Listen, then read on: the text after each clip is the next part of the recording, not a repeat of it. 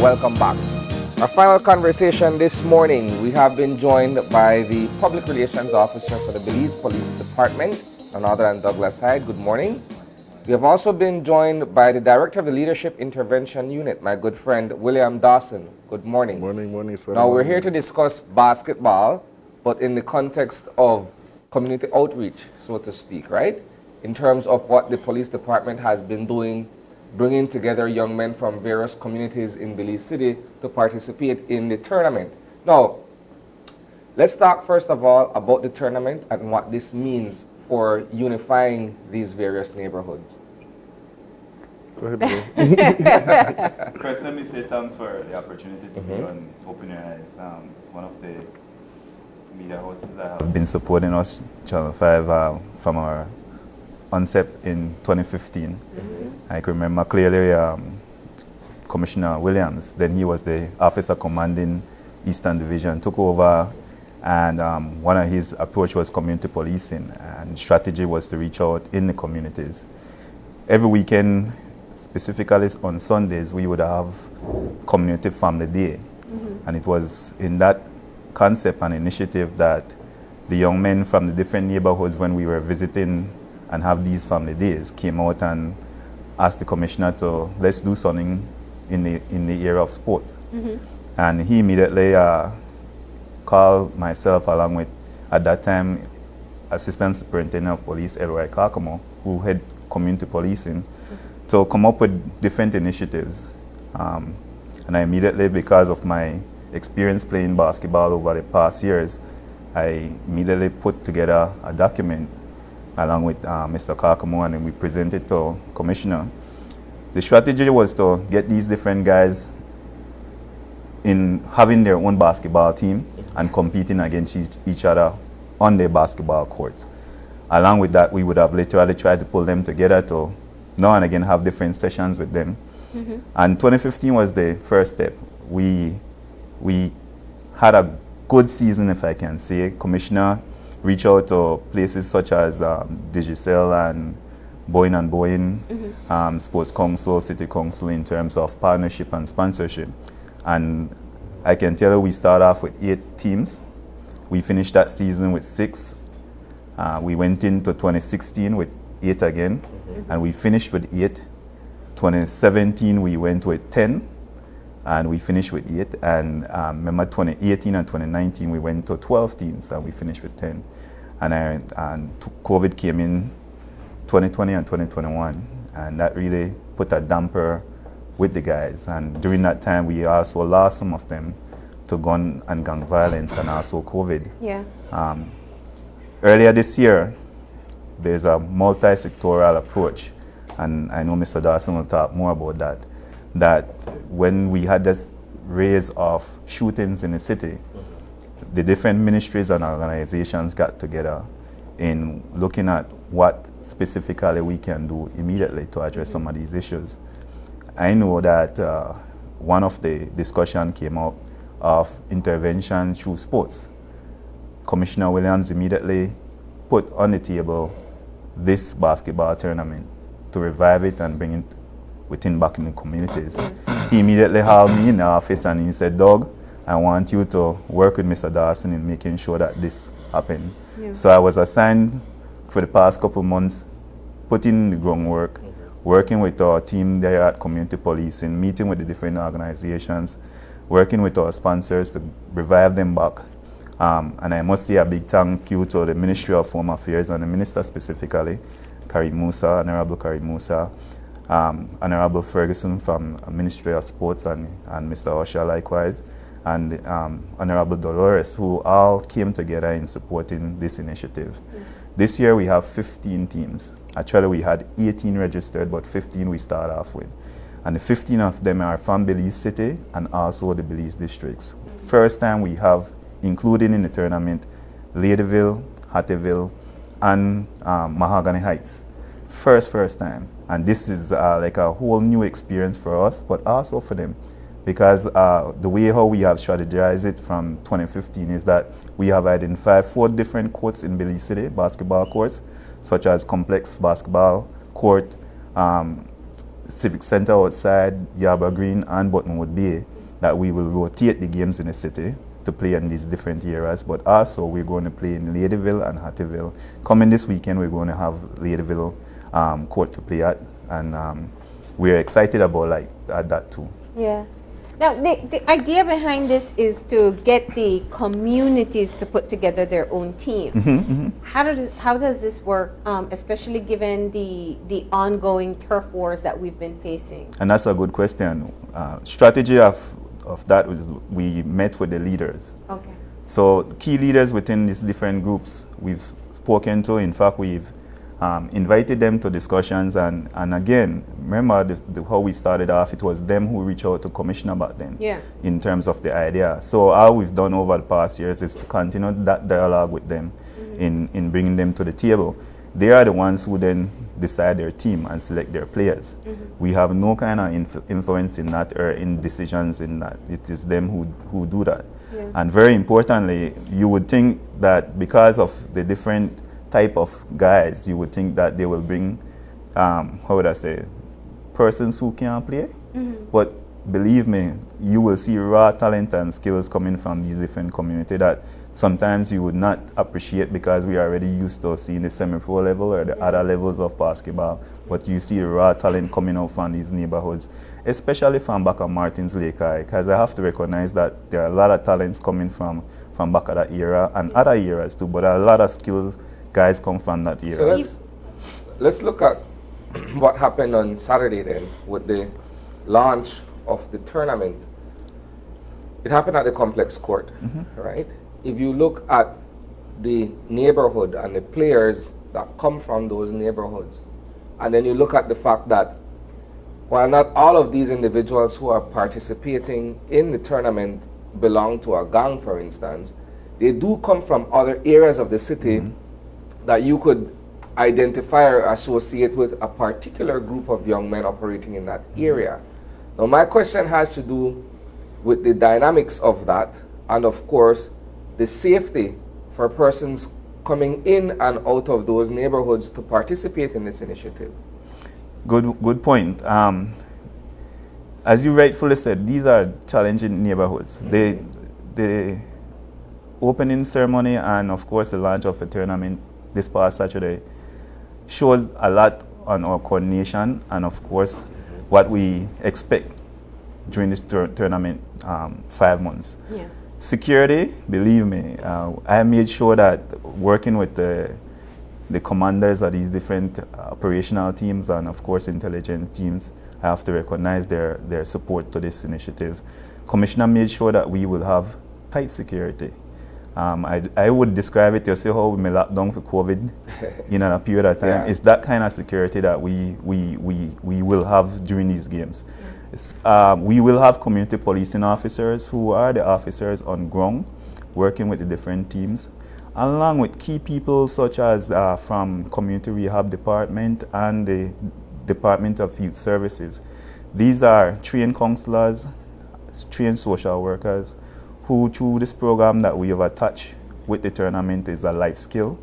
The life skills component is working with them on different topics such as anger management, communication skills, conflict resolutions, key topics that when Saturdays the games are played, these, we call them diffusers, will be there to support and assist the members at their game time. But the security will be there to make sure that whatever may be a threat, we will be there in supporting to make sure that things run safe. That's such a crucial point. William, tell me from an intervention standpoint, what does it say that these young men and members from different communities can come together peacefully in the name of sports, given the crime that we've seen associated with turf wars? Right, well, as you are aware, the Leadership Intervention Unit is taking a three-pronged approach: social development, change behavior, and a violence interrupter component. And like Douglas said, this is where the multi-sectoral approach takes effect because we're looking at a multi-agency support system And in this regard, it's not just about the raw talent that they have about playing basketball. We're looking at their mental capacity, their state of mind, looking at their character and personality as well. And so we have like Ms. Pamela Dyer from the Counseling and Wellness Department. You know, we have to thank Director Kevin Cale of Department of Youth Services for having the youth officers involved, Community Rehabilitation Department. And on Saturday, they were out there because, you know, sports is a heated event and the best of us get emotional at times when, you know, when we're, and so we're just teaching them how to be able to socialize without creating a big havoc and an issue. And also the idea of being able to traverse the city that they grew up in. This is your city. You shouldn't be able to not go into our next neighborhood. Of course, we're taking the necessary security precautions, but we do want them to feel comfortable being able to play without feeling a threat. You just said something that I think sometimes a lot of people don't recognize about this city, that some of these young men are confined to the street blocks just around them because of threats that exist beyond that. Yes. You know, it's a serious issue, and while it is that we are working with some of the older guys, it is that another part of it we're working with the youth, because we don't want the youth from these different communities to feel that restriction where they're already feeling it. In fact, I can tell you, in speaking to Brother Timmy Stamp the other day, he has some children that he hosts an after-school program with that he took on a trip, and the children, like it was the first time they've been out to their communities and visited a rural community, and they didn't want to go back, basically, after, you know, experiencing the joy of being somewhere else other than where they grew up. And those are things that we have to look at seriously. We can't continue to have these children live in this bubble as if though it's the norm. It's not normal to be that way. And also what we are looking at, even with this sporting event, is looking these children's community to see if they have the availability to be able to practice sports and to play as normal children do. So we're looking at the psychosocial dynamics from a mental perspective as well. And so it's serious. And I guess the unspoken part here is rewarding people for positive engagement. Right. What's the difference that you see in these players when they are being cheered for, when they're being given medals, when the accolades that they get are for performance on the court rather than anything else? Let me start off first by saying their response to just the season to start. There's a season for them to play is a big feeling. Mr. Dawson could tell you just the preparation. They are all excited. That's the first step.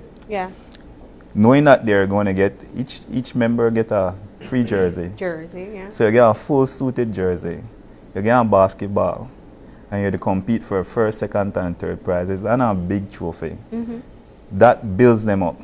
And what we've also what we're doing is to recognize individuals. So the top scorer, the MVP, best rebounder, best disciplined team.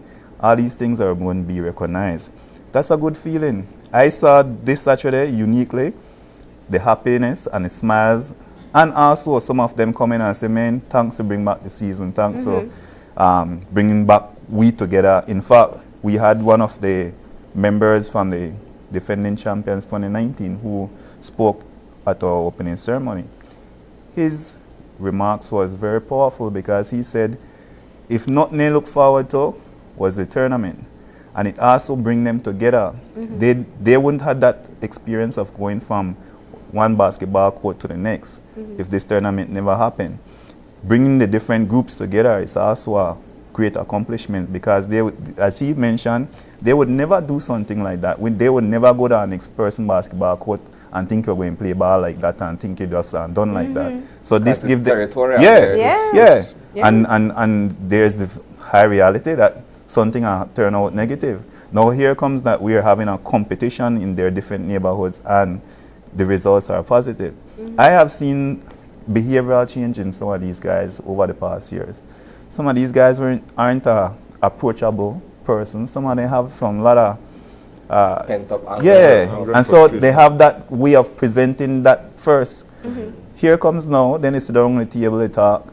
Here comes now, they're in the different eras, they talk to each other in a positive way, a constructive way, a calm way, and that's really large, that's huge. You know, and you can't measure those things because there's no actual measuring tape for such but we see the behavior in some of them. In fact, they are the ones calling the community policing officers in terms of logistics and coordinations, how to pick them up, because we are also in charge of picking them up from the different neighborhoods and taking them after the games in terms of security issues. Yeah, and that's too. part of the turf challenge that we talked about. Right. But you know, I don't think anybody should sit and believe that this is a change that you see overnight, but it chips away.